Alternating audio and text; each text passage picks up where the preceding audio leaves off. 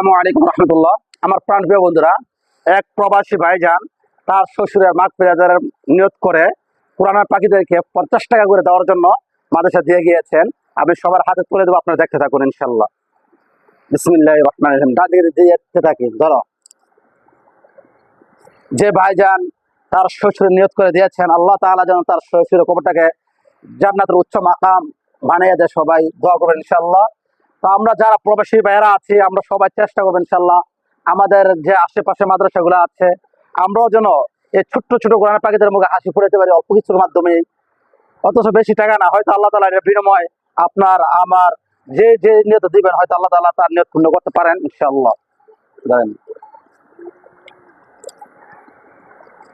দেন ধরো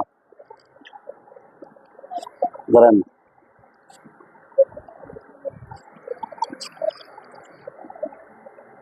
ধরেন